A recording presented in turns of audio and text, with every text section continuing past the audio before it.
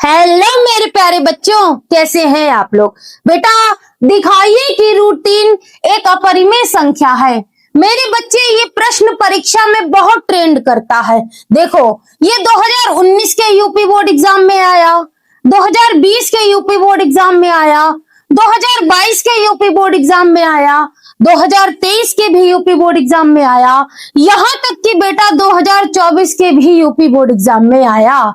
और संभावना ये है कि ये प्रश्न 2027 के यूपी बोर्ड एग्जाम में आ सकता है। ठीक है ना मेरे बच्चे। तो इस प्रश्न को एक एक स्टेप से समझेंगे, बहुत सरल तरीके से, बहुत ध्यान से देखना। और मैं आपको बता दूं बेटा, मैं आपके ऐसे ही एक एक प्रश्न की छोटी छोटी वीडियो बनाकर लाती रहूंगी। मैं आपको दिखाती हूँ ऐसे ही बेटा और प्रश्न है। ये देखो कितने सारे प्रश्न हैं। ये सभी प्रश्न बेटा यूपी बोर्ड एग्जाम में आए हुए हैं और ये सारे प्रश्न मैं आपको करवाऊंगी। और कहां तक के क्लास 10th की पूरी गणित के सभी प्रश्न करवाऊंगी। इसलिए चैनल को सब्सक्राइब कर लो, वीडियो को लाइक कर लो, सेव कर लो, ताकि वीडियो कहीं खो ना जाए। और अपने दोस्तों को शेयर करना मत भूलना। अब बेटा अपने प्रश्न पे आते हैं, ठीक है ना। थोड़ी सी बकवास जरूर करती हूँ, लेकिन आपको मेरे चैनल पर इतना अच्छा कंटेंट मिलेगा ना, अगर आप मन लगा करके गणित का मेरे चैनल से प्रैक्टिस कर लो, तैयारी कर लो, एनसीईआरटी वाली क्लासेस देख लो, पीवाईक्यू वाली क्लासेस देख लो। इतना कंटेंट मैंने डाल रखा है ना, अगर आप इतना ही कर लो तो आपके बेटा गणित में से 100 में से 100 लाने से कोई रोक नहीं सकता है। समझ गए ना आप। बस आपको जो है प्रैक्टिस करने का रहेगा, प्रैक्टिस आपको करनी पड़ेगी, बाकी बेटा समझाने का काम मेरा है। आते हैं मेरे बच्चे इस प्रश्न पर। देखो दिखाइए कि √3 एक अपरिमेय संख्या है। बेटा जब भी ऐसा प्रश्न आए कि दिखा दो ऐसी संख्या एक अपरिमेय है, तो हम लोग क्या करते हैं, हम लोग मान लेते हैं उसके विपरीत। यानी कि बेटा हम मान लेंगे कि माना √3 एक परिमेय संख्या है। कैसी है? परिमेय, है ना। अगर अपरिमेय पूछेगी तो हम उसके विपरीत मान लेंगे। तो लिखो माना √3 कैसी संख्या है बेटा? √3 एक कैसी है मेरे बच्चे? परिमेय संख्या है। परिमेय संख्या है। ठीक है ना। हमने मान लिया √3 एक परिमेय संख्या है। तो एक बात बताओ, जब ये परिमेय है, कैसी है बेटा? जब ये परिमेय है बेटा, तो परिमेय संख्या कैसी होती है? पीवाईक्यू की फॉर्म में होती है। तो क्या हम इसको भी पीवाईक्यू की फॉर्म के बराबर लिख सकते हैं? बिल्कुल। जब ये एक अपरिमेय संख्या है बेटा, तो √3 किसके बराबर हो जाएगी? पीवाईक्यू के बराबर। ठीक है ना। √3 कैसी हो गई? परिमेय संख्या के बराबर हो गई। ठीक है ना। और देखो यहाँ पर क्या होना चाहिए, परिमेय संख्या की कंडीशन क्या होती है? देखो ध्यान से एक एक स्टेप जो मैं बता रही हूँ वैसे ही आपको बोर्ड एग्जाम की कॉपी में लिखना है, क्योंकि बेटा एक एक शब्द के एक एक स्टेप के आपको नंबर मिलते हैं। तो ध्यान से देखो, इतना आपको कर लेना है। फिर क्या करना है, देखो जो परिमेय संख्या होती है, मैंने आपको बताया था, जो उसका क्यू होता है ना, कभी भी शून्य नहीं होना चाहिए। ठीक है ना। तो हम यहाँ ब्रैकेट में लिख देंगे कि Q बराबर शून्य नहीं है। और क्या लिख देंगे, और हम बेटा लिख देंगे कि जो P है और जो Q है वो क्या है? वो है सहे अभाज्य। ऐसा आपको हर प्रश्न में लिखना है। ऐसा क्यों लिखना है? क्योंकि ऐसा इसलिए लिखना है बेटा, क्योंकि P और Q में कोई भी कॉमन नहीं आता। P और Q में अगर हम कॉमन लेंगे तो सिर्फ एक कॉमन मिलेगा, इसीलिए ये क्या है? सहे अभाज्य है। ठीक है ना। एक कॉमन आता है, इसलिए ये कैसी है बेटा? सहे अभाज्य है। ठीक है, वेरी गुड।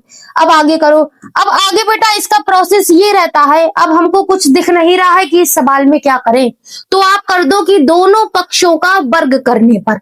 लिख दो बेटा दोनों पक्षों का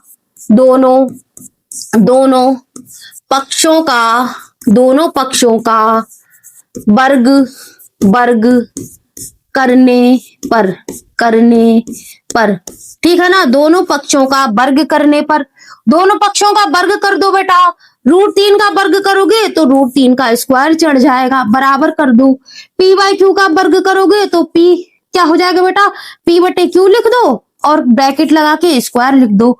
इतना आपने कर लिया। अब इसके आगे क्या करोगे बताओ मुझे? इसके आगे बेटा इसके वर्ग खोल दो, √3 का वर्ग खोलोगे तो 3 ही मिलेगा, बराबर लगाओगे, पी स्क्वायर करोगे बटे में बेटा क्यू स्क्वायर करोगे। ठीक है ना, इतना समझ में आ गया मेरे बच्चे, मेरे लाल। अब इसको हल कर लो, देखो इसके नीचे कुछ नहीं तो एक, अब क्रॉस मल्टीप्लाई कर दो, पी का 1 में गुणा होगा बेटा तो पी स्क्वायर हो जाएगा, बराबर क्या हो जाएगा 3, और क्यू इधर ले जाओ, 3 क्यू स्क्वायर हो जाएगा। ठीक है ना, समझ में आया। अब इसके आगे छोटी सी स्टेप और है, इसको हम एरो बना देते हैं, जगह है नहीं तो यहाँ पर क्या करोगे बेटा, यहाँ पर पी स्क्वायर ऐसे ही रहा, ठीक है ना, बटे में क्या आ जाएगा, बटे में बेटा ये 3 भेज दो, बराबर क्या कर दो क्यू स्क्वायर के, क्यू स्क्वायर के। ठीक है ना, इतना आपका बेटा बन गया। अब ये कहोगे कि मैम ये क्या बना है, ये क्या बना है, ये चीज क्या है उसको समझो, ये चीज बेटा क्या है उसको आप समझो। मैं थोड़ी सी लाइन खींच देती हूँ इधर ताकि आपको अच्छे से समझ में आ जाए। ठीक है ना, इतना हो गया। अब देखो आपको पता है बेटा करना क्या है, ये है ना, मैंने आपको जब प्रश्नावली 1.2 पढ़ाई थी, यानी कि अपरिमेय संख्या वाली प्रश्नावली, तब मैंने आपको बेटा एक प्रमेय पढ़ाई थी, प्रमेय 1.3, मेरी एनसीईआरटी वाली प्लेलिस्ट में जाकर देख लेना। ठीक है ना, उसमें ये होगी कौन सी प्रश्नावली में, 1.2 में। ठीक है ना, देख लेना। तो बेटा वो प्रमेय ये कहती है कि जब 3 पी स्क्वायर को विभाजित करता है तो 3 पी को भी विभाजित करेगा, यानी कि मेरे बच्चे कोई संख्या यदि किसी के स्क्वायर को विभाजित कर रही है तो वो संख्या उसके सिंगल फॉर्म को भी विभाजित करेगी। तो यहां पर लिख दो, लिखो चूंकि 3 किसको विभाजित कर रहा है, पी स्क्वायर को, 3 पी स्क्वायर को विभाजित करता है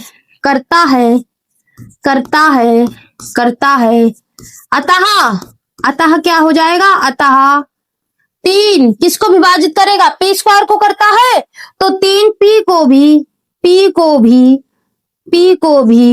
विभाजित करेगा। ठीक है ना, पी को भी विभाजित करेगा। इतना आपका हो गया। अब देखो 3 ने पी स्क्वायर को विभाजित किया तो हमें क्यू स्क्वायर मिला, और जब 3 पी को विभाजित करेगा तो भी तो कुछ मिलेगा। तो यहां पर लिख दो, जब 3 किसको विभाजित करेगा बेटा, पी को तो हमें कुछ ना कुछ मिलेगा। अब हमें पता तो है नहीं क्या मिलेगा, तो हम मान लेते हैं सी मिल जाएगा। सी मान लो, ए मान लो, डी मान लो, जो मानना है अपने मन से मान लो। मैंने सी मान लिया, ठीक है ना, हमने मान लिया बेटा, यहां से हमको सी मिल गया। तो यहां लिख दो पी बराबर क्या हो जाएगा, 3 का गुणा सी में 3c। पी का मान क्या आ गया मेरे बच्चे, 3c। पी का मान क्या आ गया बेटा, 3c आ गया ना। अब देखो हम इसके मान का यूज कर सकते हैं क्या, बिल्कुल कर सकते हैं। ये देखो हमारे पास ये वाली जो वैल्यू है ना, पी स्क्वायर बराबर 3q, इसमें बेटा पी का मान रख दो, आगे का सवाल हो जाएगा। तो लिख दो, यहां पर लिखो बेटा, पी स्क्वायर बराबर 3q स्क्वायर में पी का मान लिख दो बेटा, यहां पर लिख दे, चलो ठीक है। पी का मान किस में रखोगे, पी का मान पी स्क्वायर बराबर 3q स्क्वायर में रखने पर पी का मान पी स्क्वायर, यहां पर लिखो पी स्क्वायर बराबर 3q स्क्वायर में रखने पर, है ना। मेरे पास थोड़ी सी जगह की कमी है इसलिए आप लोग थोड़ा सा एडजस्ट कर लो।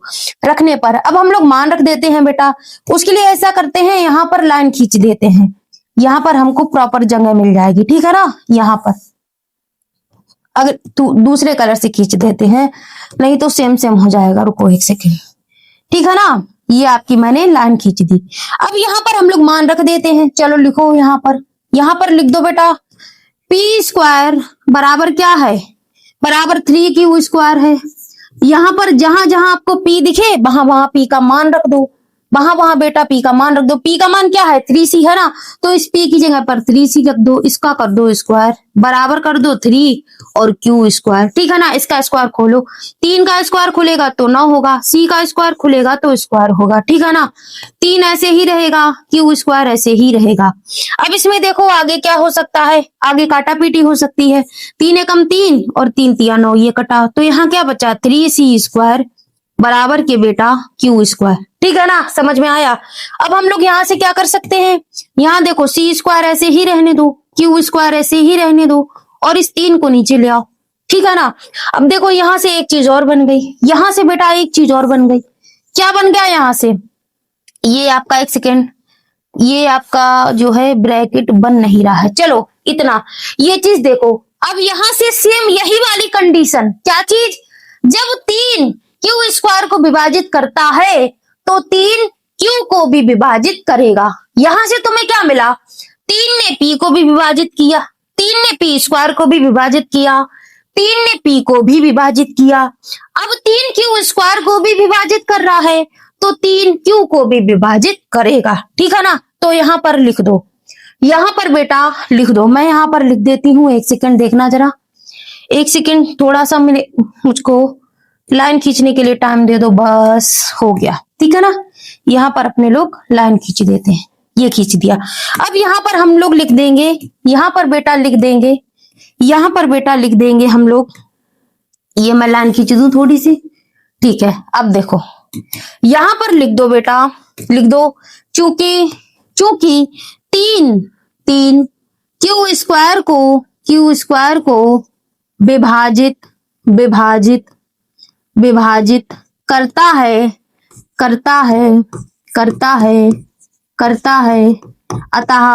अतः 3 किसको विभाजित करेगा? क्यू को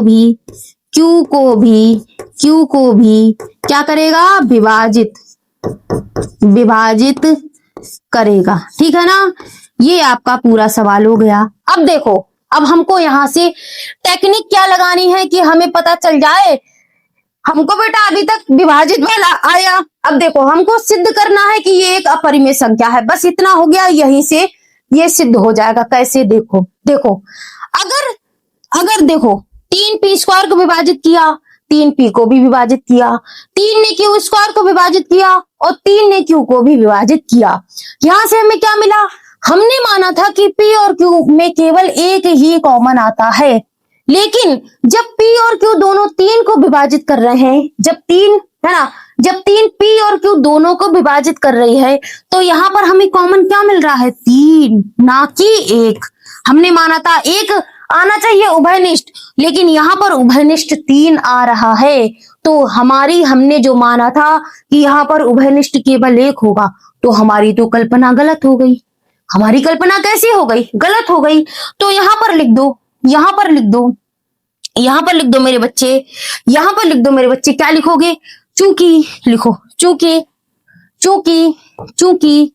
इस बात का, चूंकि लिखो, चूंकि हमने माना था, चूंकि हमने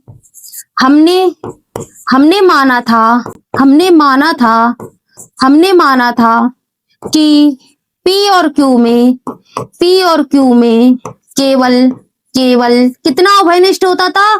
केवल एक ही उभयनिष्ठ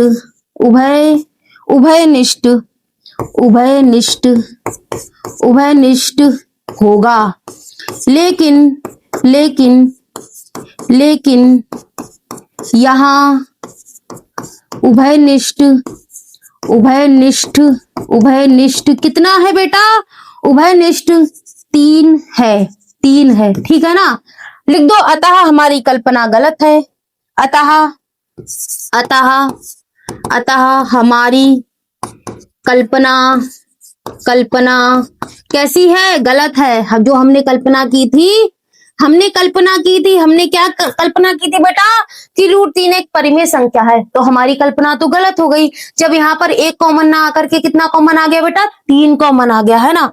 तो लिख दो, अतः हमारी कल्पना गलत है, अतः कल्पना गलत है, यानी कि √3 एक परिमेय संख्या नहीं है। अतः लिख दो, √3 एक कैसी है? परिमेय नहीं है, कैसी है? अपरिमेय है। √3 एक अपरिमेय संख्या है। अभी आप लोग इसका स्क्रीनशॉट ले लेना, मैं हट जाऊंगी साइड में, ठीक है ना। अब देखो मेरे बच्चे, ये पूरा सवाल आपका मैंने लिखवा दिया, करवा दिया। ऐसे ही आपको बोर्ड एग्जाम में करना है। इस क्वेश्चन के पूरे नंबर आपको मिलेंगे, ये मेरा बेटा आपसे प्रॉमिस है। इसका स्क्रीनशॉट आप लोग ले सकते हो, ले लीजिए, ले लिया होगा ना। अब देखो, ऐसे ही प्रश्नों की मैं और सीरीज चला रही हूँ और प्रश्न मैं लेके आऊंगी, है ना। देखो मेरे पास प्रश्न है, प्रश्न है। ये सारे प्रश्न मैं आपको करवाऊंगी, बहुपद के भी हैं, चैप्टर 1 के भी हैं, चैप्टर 3 के भी हैं, चैप्टर 4 के भी हैं, सारे मेरे पास प्रश्न हैं। तो मेरे चैनल को बेटा प्लीज सब्सक्राइब कर लेना और प्लीज बेटा अपने दोस्तों को ये शेयर जरूर कर देना ताकि उनको भी अच्छे मार्क्स गेन करने में हेल्प मिले। थैंक यू बेटा, मिलते हैं नेक्स्ट प्रश्न के साथ, तब तक के लिए पढ़ाई अच्छे से करना।